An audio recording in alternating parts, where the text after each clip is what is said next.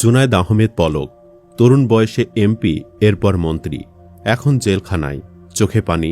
জেলখানা অনেকটাই কবরের মতো, কেমন দম বন্ধ হয়ে আসে।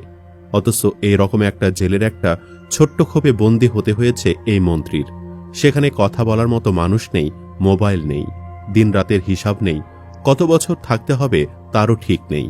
হয়তো বাবর সাহেবের মতো বৃদ্ধ বয়সে, তারপর দল থেকে বাতিলের খাতায়। একটাই তো জীবন, অথচ তার কি নিদারুণ অপচয়। ক্ষমতায় থাকাকালীন কি ছিল না এই মন্ত্রীর?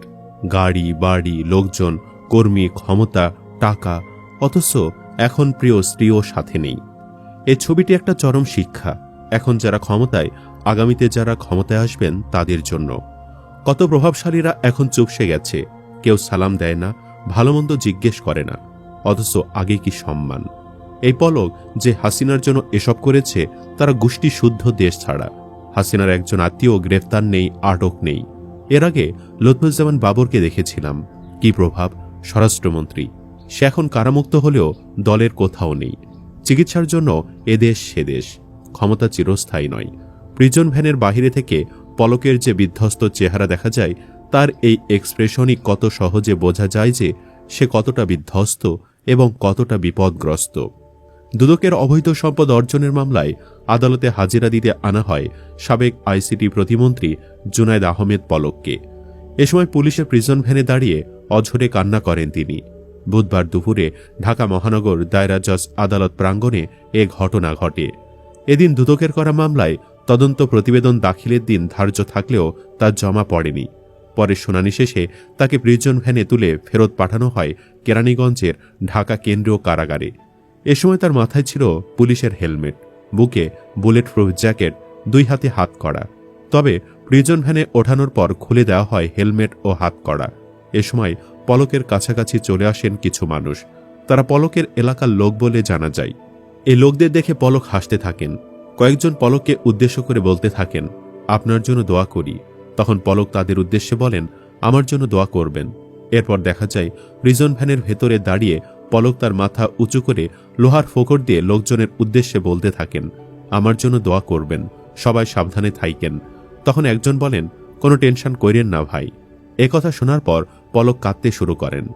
তখন সেই লোক বলতে থাকেন, পলক ভাই কাইন্দেন না। এ সময় আবেগ আপ্লুত হয়ে আরো বেশি অঝরে কাঁদতে থাকেন পলক। এক পর্যায়ে সেখানে উপস্থিত হন হাজতখানার একজন পুলিশ কর্মকর্তা।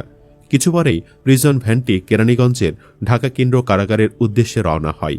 পলক প্রিজন ভ্যানের ভেতরে চুপচাপ বসে থাকেন।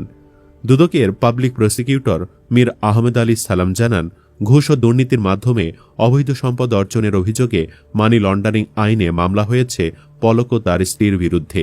তদন্ত এখনও চলমান। ছাত্র জনতার গণ অভ্যুত্থানে গত বছরের ৫ আগস্ট আওয়ামী লীগ সরকারের পতন হয়।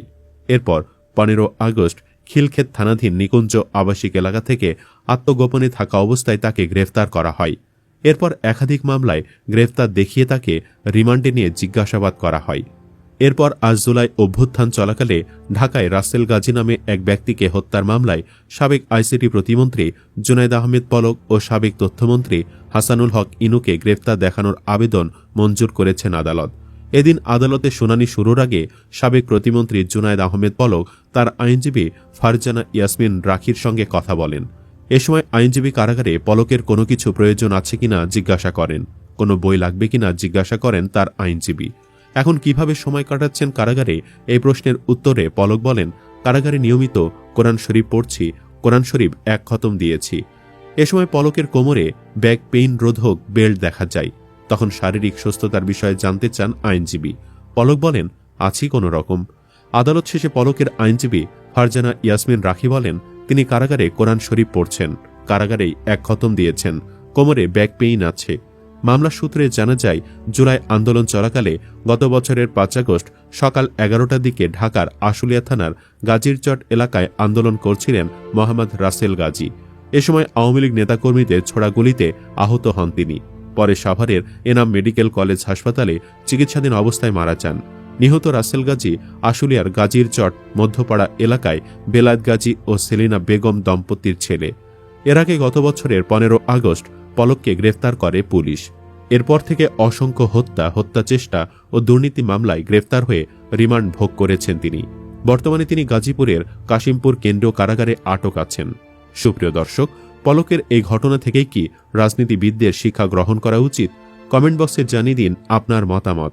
ভিডিও ভালো লাগলে লাইক দিন এবং শেয়ার করুন, আর অবশ্যই চ্যানেলটি সাবস্ক্রাইব করুন। ধন্যবাদ।